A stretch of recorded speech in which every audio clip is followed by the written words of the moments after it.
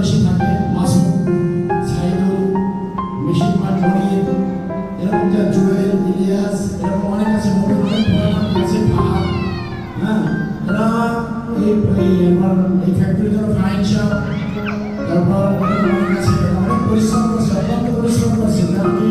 আমি এই ফ্যাক্টরি ঘরের যে এতদিন আসছে বা এই যে ভবনগুলো বা জমিগুলো সব তারা করছে, হ্যান্ডেলিং করছে। এখানে যা দরকার সত্যি ফিতাও যদি দরকার হয় সেটাও আমি আমার আল্লাহর কাছে চাই, বলছি আল্লাহ আমার একটা ফিতা ছিঁড়ে গেছে, ফিতাটা তুমি দাও।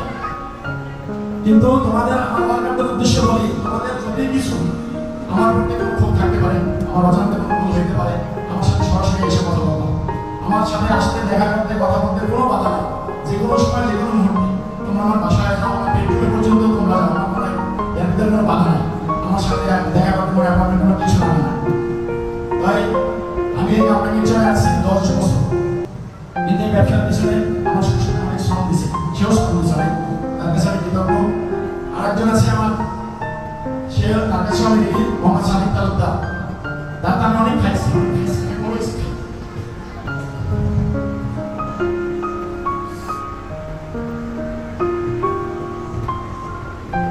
আমি আর কথা বলতে পারতেছি না, বলতে গিয়ে ক্ষমা করবে না। সবাই আমার জন্য দোয়া করবেন, তারা আমার দাওয়াতে সাড়া দিয়েছেন। আমার ফ্রেন্ড মধু, আমার ভাই লোকান, তারা বড় ভাই আব্দুল্লাহ ভাই, খুব ভালো মানুষ, অনেস্ট মানুষ, সৎ মানুষ, আমি তাদের শ্রদ্ধা করি। কিন্তু আমি ওখানে গর্ব করি অনেক যে প্রশাসনের লোক এরকম হয়, আমি আমার চোখে এরকম খুব দেয়া পড়ে না। আমি সব জায়গায় বলি কথাটা যে আসছে এগুলো অনেক এখান থেকে তারা প্রথম আছে, তাদের কাছে অনেক দূরে বলে আছে। আমার মামা আছে, লাভলু মামা, আমার চাকরি জীবনে সে অনেক হেল্প করেছে আমাকে।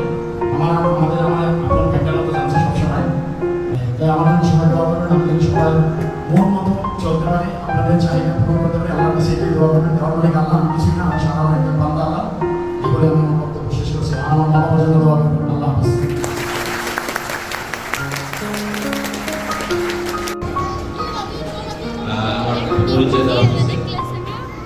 আমি পরিচয় এখানে আসিনি, যদিও এই জায়গাটা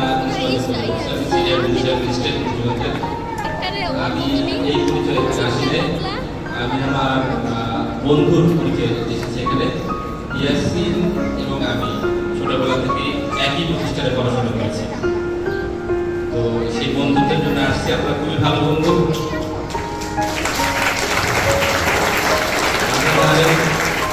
জানিনা আমাদের আসলে পাবলিক ফাংশনে যাওয়া নিষিদ্ধ। ইয়াসিন আমি এখানে আসছি, ইয়াসিন না হলে আমি বলতাম না। সারা জীবন আমি চাকরির জীবনে আমি শুধু মানুষের কথা শুনি, বলি না। এখানে আজকে শুধু ইয়াসিনের কারণে আমাকে বলতে হচ্ছে। যাই হোক, আপনারা সবাই ইয়াসিন সম্পর্কে অবগত আছেন যে ও একটা পরোপকারী মানুষ। ওর একটা লক্ষ্যাংশ গরিবদের জন্য দান করে।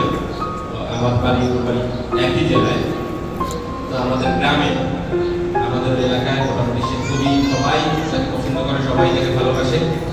তার যে এই পরোপকারী, তার যে এই ধৈর্য বলেন, সব কিছু বলেন, এটা আজীবন যেন থাকে। সবাই দোয়া করবেন। তার এই প্রতিষ্ঠানের তার সমৃদ্ধি কামনা করছি। সবাই দোয়া করবেন, পরিবারের জন্য দোয়া করবেন, সে যেন আজীবন মৃত্যুর আগ পর্যন্ত মানুষের পাশে দাঁড়াতে পারে। সবাইকে ধন্যবাদ।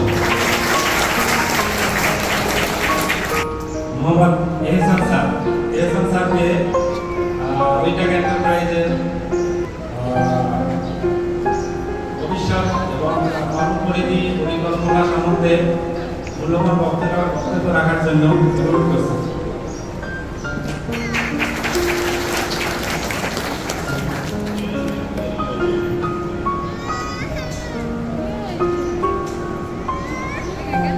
আসসালামু আলাইকুম ওয়া রাহমাতুল্লাহি ওয়া বারাকাতুহু। আলহামদুলিল্লাহ, আজকে এমন একটি মহৎ অনুষ্ঠানে অংশ নিতে পেরে আমি আল্লাহর কাছে, পরম করুণাময়ের কাছে শুকরিয়া আদায় করি। আজকের অনুষ্ঠানে উপস্থিত আমার কাছে সবচেয়ে শ্রদ্ধেয় যে মানুষগুলো, আমার প্রাণপ্রিয় ইয়াসিন ভাইয়ের বাবা এবং মা, আমি তাঁদেরকে দেখে অনুপ্রাণিত। রত্নগর্ভা জননী, রত্নগর্ভা জননীকে বলেছিলাম যে ইয়াসির ভাই, আমার মনে হচ্ছে যে এই পথটাতে আপনি হাঁটেন, এই পথে যদি আল্লাহ আপনাকে হাঁটার তৌফিক দান করে আপনি চেষ্টা করে এগিয়ে যেতে পারেন, আপনাকে পেছনের দিকে ফিরে আর তাকাতে হবে না। আল্লাহ তাআলা সেদিনকার সেই স্বপ্ন কবুল করেছিলেন। ইয়াসির ভাই সেই পথে হাঁটা শুরু করলেন তার মানব বিরোধী মানব হিতৈষী মন নিয়ে, এবং সেই স্বপ্নের সাথে আজও করে ইয়াসির ভাই জড়িত। আর উইন্টেক এন্টারপ্রাইজের প্রত্যেক কর্মকর্তা কর্মচারী যারা এই প্রতিষ্ঠানকে আজকের অনুষ্ঠান পর্যন্ত ফেলে রেখেছে, আমি তাদের পক্ষ থেকে আল্লাহর কাছে শুকরিয়া আদায় করি। সামনে দীর্ঘ পথ, আমাকে ভবিষ্যৎ পরিকল্পনা সম্পর্কে বলতে বলেছে। আমাদের সামনে নামাজ, সেটা ইয়াসির ভাইয়ের সাথে দাপ্তরিকভাবে বসে কর্মকর্তা কর্মচারীদেরকে নিয়ে নির্দেশনা ঠিক করা যাবে।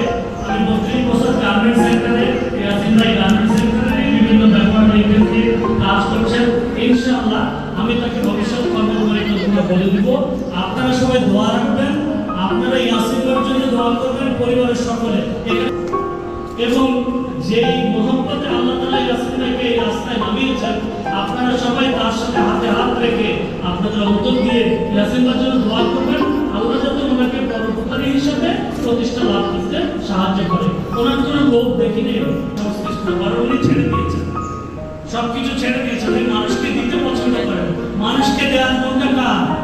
আল্লাহ সুবহানাহু ওয়া তাআলা। সেই গুণ যখন আমরা মানুষকে গ্রহণ করার চেষ্টা করি, আল্লাহ সবচেয়ে খুশি হয়। তা আল্লাহ এবারে খুশি হয়ে আমাদের ইয়াসির ভাইকে আগায় দেবেন, এটি আমাদের প্রার্থনা। আমরা সবাই বলি আমিন। আপনাদের সকলের দোয়া চাই। এই বলে আমি আমার বক্তব্য শেষ করি। এই প্রতিষ্ঠানটা যাতে সামনের দিকে এগিয়ে যায়। ওয়াকাল দাওয়ানা